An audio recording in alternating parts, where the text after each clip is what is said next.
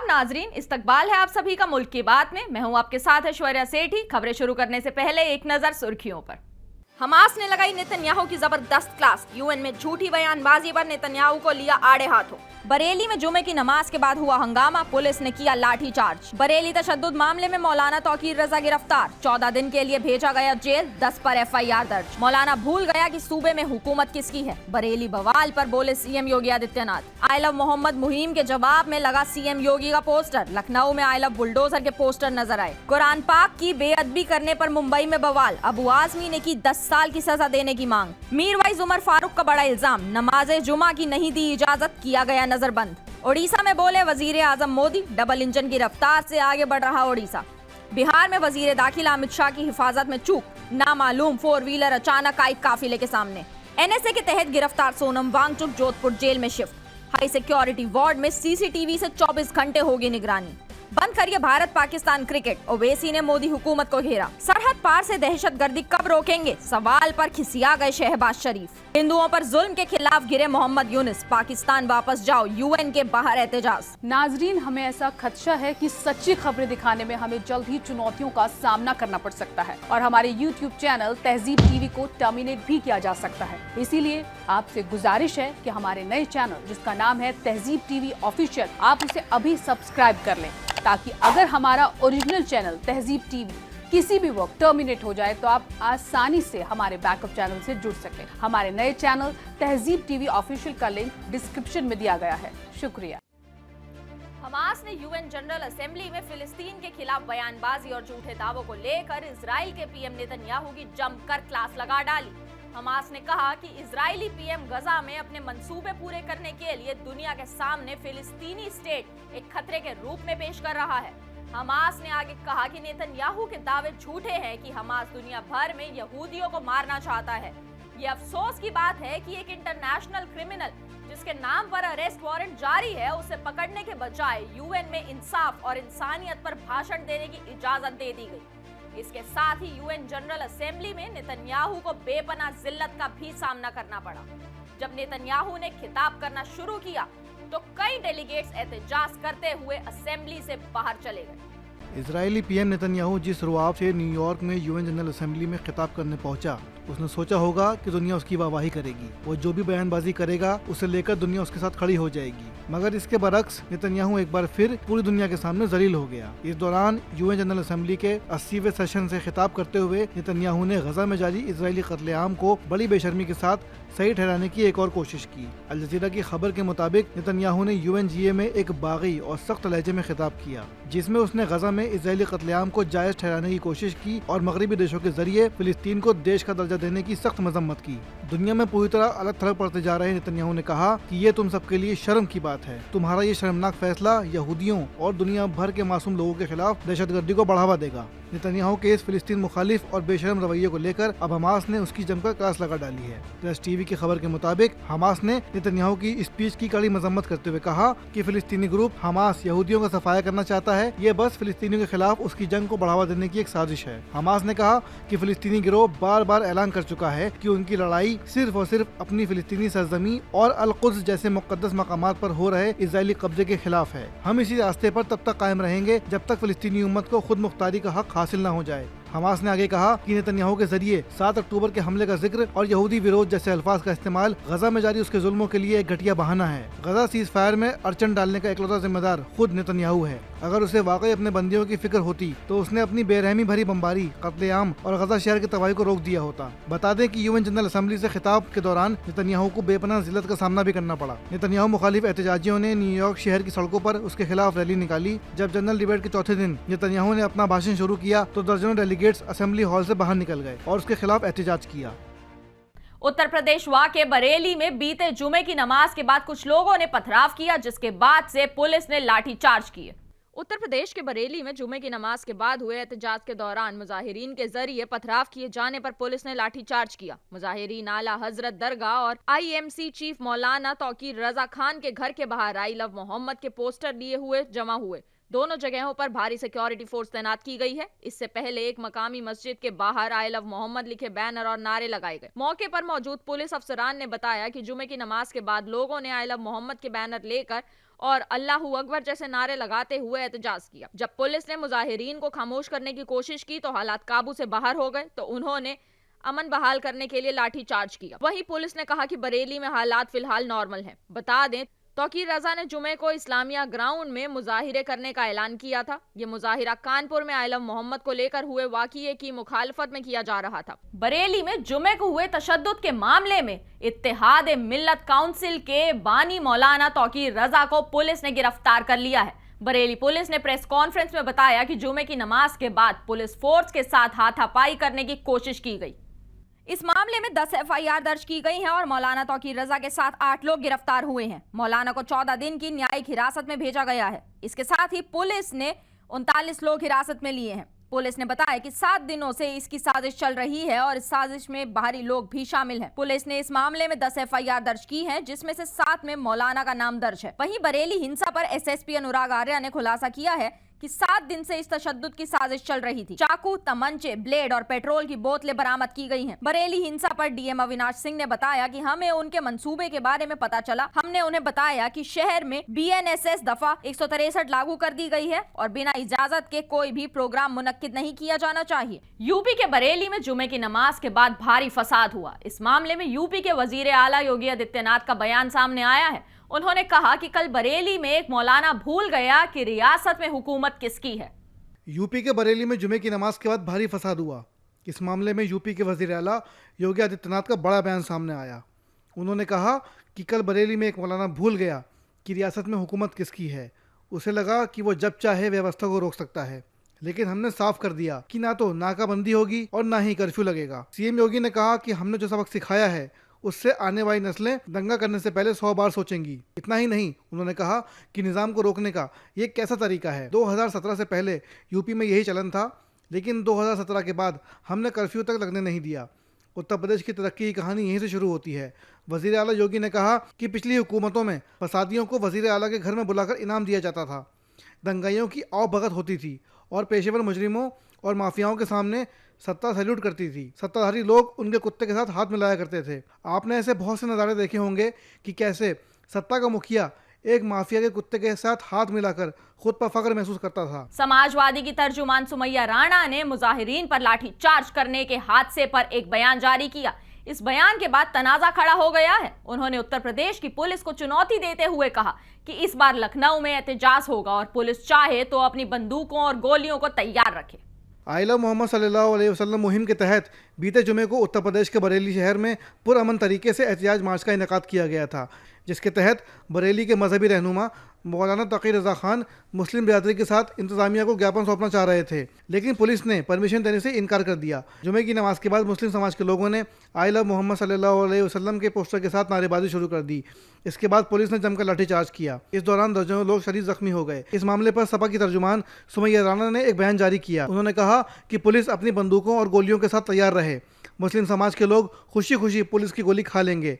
सुमैया राणा के इस बयान पर तनाज़ा खड़ा हो गया है। सुमैया पर मुस्लिम बिरादरी को तशद्दुद के लिए उकसाने का इल्ज़ाम लग रहा है। वहीं अब सपा की तर्जुमान ने अपने बयान पर सफाई पेश की है। उन्होंने कहा कि हमने गोली चलाने की नहीं बल्कि गोली खाने की बात कही थी। सपा तर्जुमान सुमैया राणा ने कहा कि लखनऊ में आई लव मोहम्मद सल्लल्लाहु अलैहि वसल्लम मुहिम को लेकर बड़ा जन सैलाब खड़ा हो सकता है, लेकिन हम तशद्दुद नहीं करना चाहते। उत्तर प्रदेश में आई लव मोहम्मद सल्लल्लाहु अलैहि वसल्लम मुहिम को लेकर सियासी माहौल गर्मा चुका है। इसी के जवाब में अब रियासत की राजधानी लखनऊ में आई लव योगी आदित्यनाथ और आई लव बुलडोजर के पोस्टर लगाए गए हैं। ये पोस्टर भाजपा रहनुमा ने लगवाए हैं और इसी वजह से अब सूबे में एक नई सियासी बहस शुरू हो गई है। राजधानी लखनऊ के कई चौराहों और अहम रास्तों पर ये होर्डिंग साफ तौर पर देखे जा सकते हैं। ये पोस्टर बीजेपी युवा मोर्चा के महामंत्री अमित त्रिपाठी ने लगवाए हैं। इन पोस्टरों के जरिए उन्होंने वजीर आला योगी आदित्यनाथ के लिए अपनी हिमायत और मोहब्बत का इजहार किया है। इन पोस्टरों में एक तरफ सीएम योगी आदित्यनाथ की बड़ी तस्वीर है तो दूसरी तरफ बुलडोजर और खुद बीजेपी रहनुमा अमित त्रिपाठी की तस्वीर भी नजर आ रही है। इन तस्वीरों के साथ लिखा है आई लव श्री योगी आदित्यनाथ जी और आई लव बुलडोजर। ये होर्डिंग्स लखनऊ के सभी अहम इलाकों जैसे वीवीआईपी चौराहा, समता मूलक चौराहा और जानकीपुरम में लगाए गए हैं। अब इनकी तस्वीरें सोशल मीडिया पर भी वायरल हो रही हैं। बहुत से लोग इसे सीधे तौर पर आई लव मोहम्मद सल्लल्लाहु अलैहि वसल्लम मुहिम के जवाब में देख रहे हैं। मुंबई में कुरान शरीफ की बेहुरमती के वाक़े के बाद इलाके में शदीद तनाव फैल गया है। इसी मामले पर समाजवादी पार्टी के एमएलए अबू आसिम आजमी ने मुतालिबा किया है कि हेट क्राइम करने वालों को 10 साल की सजा दी जाए। मुंबई के साकिनाका में इस्लाम की सबसे मुकद्दस किताब कुरान शरीफ की बेहुरमती के बाद पूरे इलाके में तनाव की फिजा पैदा हो गई है। हालात पर काबू पाने और किसी भी नाखुशगवार वाक़े से निपटने के लिए पुलिस की गश्त में इजाफा कर दिया गया है। असल में यहाँ एक आकाश नामी नौजवान ने सोशल मीडिया पर फेक आईडी बनाकर कुरान शरीफ की तौहीन की। इस वाक़े का वीडियो सोशल मीडिया पर वायरल होते ही मुसलमानों में शदीद गुस्सा और बेचैनी देखी गई। इस पूरे मामले पर महाराष्ट्र की सियासत भी गर्मा गई है। समाजवादी पार्टी के एमएलए अबू आसिम आजमी ने सोशल मीडिया पर एक पोस्ट जारी करके हुकूमत महाराष्ट्र और ख़ासकर बीजेपी सरकार को आड़े हाथों लिया। उन्होंने लिखा, मुंबई के साकिनाका में कुरान शरीफ की बेहुरमती की गई है। ये एक हेट क्राइम है जिसकी पैदाइश हेट स्पीच से होती है। जब सियासी रहनुमा फ़िरके वाराना सोच फैलाते हैं तो उनके देखने वाले लोग कभी भी किसी भी मज़हब या मजहबी रहनुमाओं का मजाक उड़ाने और तौहीन करने लगते हैं। मीरवाइज उमर ने संगीन इल्जाम लगाया है। उनका कहना है कि जुमे के दिन उन्हें हाउस अरेस्ट कर लिया गया और नमाज अदा करने तक की इजाजत नहीं दी गई। ये पहली दफा नहीं है कि उन्हें गिरफ्तार या नजरबंद किया गया हो। कश्मीर के मीरवाइज उमर फारूक ने संगीन इल्ज़ाम लगाया है। उनका कहना है कि उन्हें लगातार नज़रबंद रखा जा रहा है। उन्होंने कहा कि उन्हें लगातार 30 जुमे भी नज़रबंद रखा गया और उन्हें जामा मस्जिद जाने की इजाज़त नहीं दी गई। मीरवाइज ने जुमे की सुबह एक पोस्ट में लिखा, मुझे अभी पुलिस से इत्तला मिली है कि आज लगातार 30 जुमे मुझे नज़रबंद रखा गया है और जामा मस्जिद जाने की इजाज़त नहीं दी जाएगी। उन्होंने आगे कहा, कौन सा कानून, अगर वाकई कोई कानून है जो हमें कंट्रोल करता है और बुनियादी हुकूकों पर इस तरह के हमलों की इजाज़त देता है और इबादत को जुर्म बना देता है। उन्होंने ये भी कहा कि हफ्ता दर हफ्ता जुमे को या किसी भी दिन हुक्काम उन्हें उनके घर में कैद कर देते हैं। वजीर आजम नरेंद्र मोदी ने कहा कि ओडिशा डबल इंजन की रफ्तार से आगे बढ़ रहा है। उन्होंने झारसुगुड़ा से टेलीकम्युनिकेशन, रेलवे और आला तालीमी जैसे शोबों से जुड़े 60,000 करोड़ रुपए से ज्यादा के तरक्कियाती मंसूबों की शुरुआत की। इस मौके पर उन्होंने कहा कि डबल इंजन हुकूमत की कोशिशों से रियासत तेजी से तरक्की कर रही है। मोदी ने पूरे मुल्क में 8 IIT की तौसीह का संग बुनियाद रखा, जिससे अगले 4 साल में 10,000 नए तलबा IIT में पढ़ सकेंगे। वजीर आजम ने झारसुगुड़ा में रैली से खिताब करते हुए कहा कि फन और सकाफत से ओडिशा का प्यार और लगाव दुनिया भर में मशहूर है। इस दौरान मोदी ने कहा कि डबल इंजन की हुकूमत की कोशिशों से ओडिशा में खूब तरक्की का काम हो रहा है। उन्होंने गुजरात के सूरत जिले में बरहामपुर को उधना से जोड़ने वाली अमृत भारत एक्सप्रेस को हरी झंडी भी दिखाई। वजीर आजम ने कहा कि आज से BSNL का नया अवतार भी सामने आया है।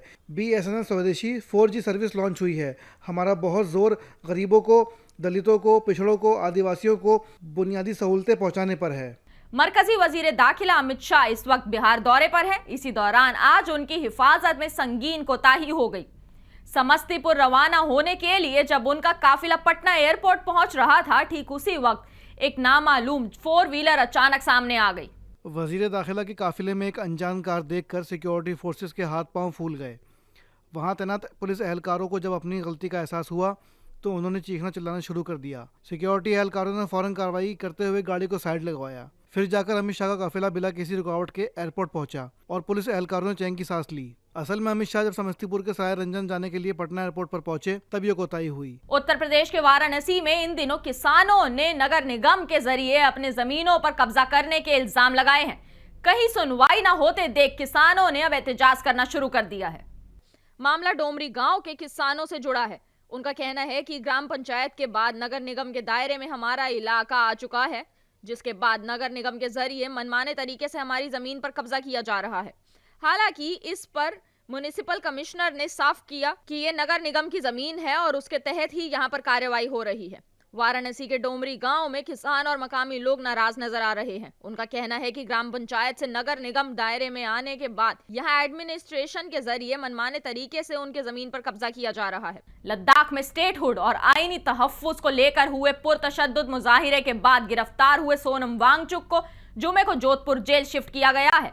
इस पुरतशद्दुद मुजाहिरे के दौरान 4 लोगों की मौत हुई थी और 90 लोग जख्मी हुए थे। लद्दाख में स्टेटहुड और आईनी तहफ्फुज को लेकर हुए पुरतशद्दुद मुजाहिरे के बाद गिरफ्तार हुए माहौलियाती और तालीम के लिए मशहूर कारकुन सोनम वांगचुक को जुमे को जोधपुर जेल शिफ्ट किया गया है। इस पुरतशद्दुद मुजाहिरे के दौरान 4 लोगों की मौत हो गई थी और 90 लोग जख्मी हुए थे।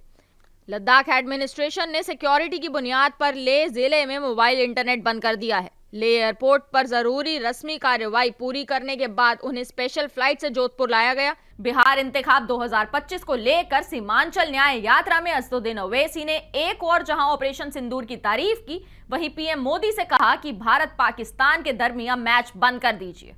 हमने सदन में कहा था कि पाकिस्तान के साथ मैच नहीं खेलना चाहिए, क्योंकि मोदी जी ने कहा था कि पानी और खून एक साथ नहीं बह सकता, दोस्ती और दहशतगर्दी एक साथ नहीं चल सकती। अगर हम एशिया कप नहीं खेलते तो क्या हो जाता? कोई आसमान तो गिरने वाला नहीं था। बीजेपी का जस्टिफिकेशन सही नहीं है। असदुद्दीन ओवैसी ने सदन में ऑपरेशन सिंदूर को लेकर हुकूमत, देश और फौज को इसकी मुबारकबाद भी दी थी। इस दौरान उन्होंने कहा था कि मैच खेलने से बीसीसीआई को कितना पैसा मिलेगा, 1-2 हज़ार करोड़ रुपया मिलेगा, लेकिन जिस तरह से देश के हिंदुओं के सर में गोली मारी गई, क्या ये उसकी कीमत होगी? 26 लोगों की जान की कीमत कितनी है, बता दीजिए। उन्होंने कहा कि मैं पीएम मोदी से एक दरख्वास्त करता हूं कि आपकी मुंह बोली बहन बांग्लादेश से आकर दिल्ली में बैठी है, उसको सीमांचल लेकर आइए, मैं यहां से बता दूंगा कि बांग्लादेश का रास्ता किधर से जाता है। दिल्ली हाई कोर्ट ने समीर वानखेड़े की शाहरुख खान और नेटफ्लिक्स के खिलाफ 2 करोड़ रुपए की मानहानि की दरख्वास्त पर फिलहाल समाअत से इनकार कर दिया। अदालत ने वानखेड़े को इजाजत दी है कि वह अपनी दरख्वास्त में तदलील करके मुनासिब फोरम में दोबारा दाखिल कर सकते हैं। ये मामला क्रूज ड्रग्स केस और web series the bads of Bollywood से जुड़ा हुआ है। आईआरएस अफसर और एनसीबी के साबिक जोनल डायरेक्टर समीर वानखेड़े को दिल्ली हाईकोर्ट से बड़ा झटका लगा है। समीर वानखेड़े ने अदाकार शाहरुख खान, गौरी खान की company red chillies entertainment, OTT platform Netflix और दूसरे कई लोगों के खिलाफ 2 करोड़ रुपए की मानहानि का मुकदमा दायर किया था। वानखेड़े का इल्जाम था कि शाहरुख खान के बेटे आर्यन खान की रहनुमाई में बनाई गई web series the bads of Bollywood में उन्हें बदनाम करने की कोशिश की गई है, मगर दिल्ली हाईकोर्ट ने उनकी दरख्वास्त पर फिलहाल समाअत करने से इनकार कर दिया है। कोर्ट ने कहा कि ये दरख्वास्त इस फोरम में काबिल गौर नहीं है, ताहम अदालत ने उन्हें छूट दी है कि वो इसको तदलील करके सही फोरम में दाखिल कर सकते हैं। आज दिल्ली के गोविंदपुरी में बीजेपी अक़लियती मोर्चा के तर्जुमान जमील खान ने सेवा पखवाड़ा के तहत सफाई मुहिम चलाई। इस मुहिम में उन्होंने एमसीडी के मुलाजिम और दूसरे बीजेपी कारकुनों के साथ मिलकर गोविंदपुरी के 3 अहम जगहों पर सफाई की। इसके अलावा बीजेपी रहनुमा आयुष राणा ने कहा कि हमने सफाई मुहिम उस गली से शुरू की है जहां अक्सर गंदगी फैली रहती है और लोगों को आने जाने में मुश्किल पेश आती है। साथ ही हम लोगों को जागरूक करने का भी काम अंजाम दे रहे हैं। संदेश यही देना चाहते हैं कि सेवा पखवाड़ा के निमित्त जो मोदी जी का जन्मदिन था 17 सितंबर का, तो उस दिन से लेके 2 अक्टूबर तक, गांधी जी की जयंती तक, लाल बहादुर जी की जयंती तक, तब तक हम ये सेवा पखवाड़ा के रूप में काम करेंगे। विभिन्न कार्यक्रम रखे गए, बीच में काफ़ी सारे कार्यक्रम रखे गए हैं, तो उसके निमित्त आज जो है सफाई अभियान जो है रखा गया गोविंदपुरी वार्ड के अंदर। देखिए, वो संदेश ये देना चाह रहे हैं कि हमारे श्री नरेंद्र मोदी जी का सपना है कि हमारा देश बिल्कुल साफ रहे और हमारे जो सब भाई लोग हैं, माता बहनें हैं, सब स्वस्थ रहें। तो इसके लिए देखिए सफाई अभियान चल रहा है और ये चलता रहेगा। ये 365 दिन ऐसे ही चलता रहेगा। आज तक का इतिहास है, कभी एक दिन भी उन्होंने छुट्टी नहीं करी। वो 365 दिन काम करते हैं। तो हम लोग भी कोशिश कर रहे हैं कि हम लोग भी सब भाई लोग मिलके 365 दिन काम करें। पाकिस्तान के पीएम शहबाज शरीफ को यूएन की जनरल असेंबली में शामिल होने से पहले एक मुश्किल सवाल का सामना करना पड़ा। यूएन हेडक्वार्टर में दाखिल होते वक्त भारतीय न्यूज एजेंसी एएनआई ने उनसे पूछा, पाकिस्तान सरहद पार दहशतगर्दी को कब रोकेगा? न्यूयॉर्क में वाक़ अक़वाम मुत्तहिदा के हेडक्वार्टर में दाखिल होते वक्त भारतीय news agency Asian news international ने उनसे पूछा, पाकिस्तान सरहद पार दहशतगर्दी कब रोकेगा? इस सवाल पर पाकिस्तान के पीएम शरीफ ने फौरन जवाब देते हुए कहा, हम दहशतगर्दी को खत्म कर रहे हैं, हम उन्हें हरा रहे हैं। हालांकि एएनआई सहाफी ने फिर तंज कसते हुए पलटवार किया, पाकिस्तानी पीएम, भारत आपको हरा रहा है। इस पर शरीफ ने कोई जवाब नहीं दिया और सीधे असेंबली सेशन में शामिल होने चले गए।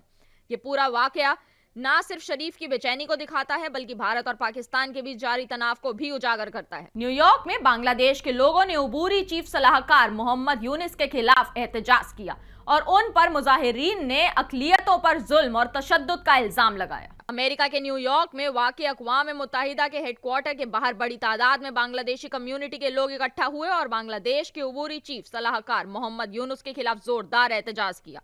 मुजाहिरीन का कहना है कि यूनुस के इक़्तिदार संभालने के बाद से ही बांग्लादेश में अक़लियतों पर जुल्म बढ़ गए हैं। उन्होंने पाकिस्तान वापस जाओ तक के नारे लगाए, जो गैर मुल्की बिरादरी के गुस्से को साफ दिखा रहा था।